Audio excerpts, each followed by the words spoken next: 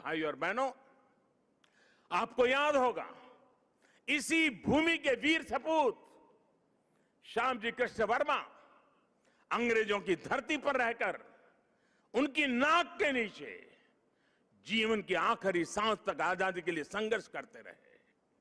लेकिन उनकी अस्थियां 7 दशकों तक इंतजार करती रहीं कि कब उन्हें भारत माता की गोद नसीब होगी। आखिरकार 2003 में विदेश से श्यामजी कृष्ण वर्मा की अस्थियां मैं अपने कंधे पर उठा करके ले आया था। ऐसे कितने ही सेनानी हैं, देश पर अपना सब कुछ समर्पित कर देने वाले लोग हैं। देश के कोने कोने से कितने ही दलित, आदिवासी, महिलाएं और युवा हैं जिन्होंने असंख्य तप और त्याग किए। याद करिए, तमिलनाडु के 32 वर्षीय नौजवान कोडिकात कुमरन, उनको याद कीजिए। अंग्रेजों ने उस नौजवान को सिर में गोली मार दी, लेकिन उन्होंने मरते हुए भी देश के झंडे को जमीन में नहीं गिरने दिया। तमिलनाडु में उनके नाम से ही कोडिकात शब्द जुड़ गया, जिसका अर्थ है झंडे को बचाने वाला। तमिलनाडु की ही वेलु नाचियार वो पहली महारानी थी जिन्होंने अंग्रेजी हुकूमत के खिलाफ लड़ाई लड़ी थी। इसी तरह हमारे देश के आदिवासी समाज ने अपनी वीरता और पराक्रम से लगातार विदेशी हुकूमत को घुटनों पर लाने का काम किया। झारखंड में भगवान बिरसा मुंडा, उन्होंने अंग्रेजों को चुनौती दी थी। तो मुर्मू भाइयों ने संथाल आंदोलन का नेतृत्व किया था।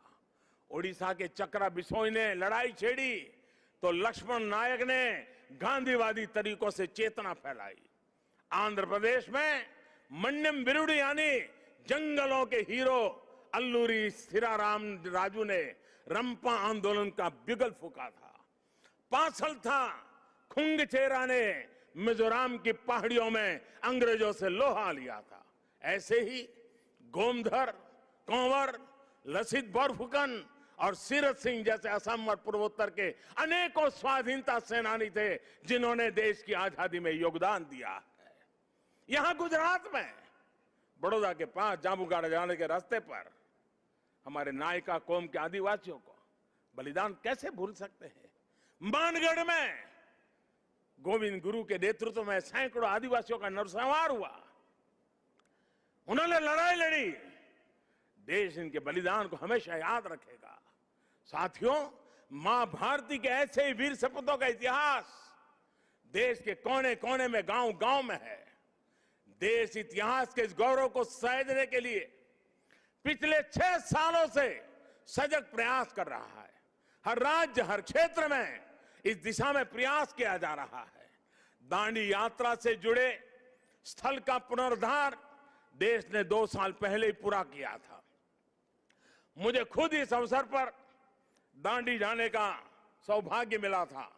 अंडमान में जहां नेताजी सुभाष बोस ने देश की पहली आजाद सरकार बनाकर तिरंगा फहराया था, देश ने उस विस्मृत इतिहास को भी भव्य आकार दिया है।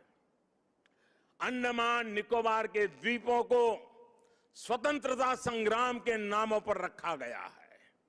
आजाद हिंद सरकार के 75 साल पूरे होने पर लाल किले पर भी आयोजन किया गया, तिरंगा फहराया गया और नेताजी सुभाष बाबू को श्रद्धांजलि दी गई।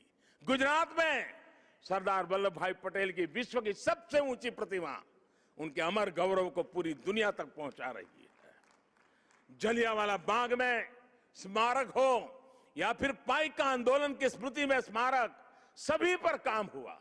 बाबा साहब आंबेडकर से जुड़े जो 7 दशकों से भूले बिसरे पड़े थे, उनका भी विकास देश ने पंचतीर्थ के रूप में किया है। इन सबके साथ ही देश ने आदिवासी स्वाधीनता सेनानियों के इतिहास को देश तक पहुंचाने के लिए, आने वाली पीढ़ियों के लिए पहुंचाने के लिए हमारे आदिवासियों के संघर्ष की कथाओं को जोड़ता हुआ देश में म्यूजियम बनाने का एक प्रयास शुरू किया है।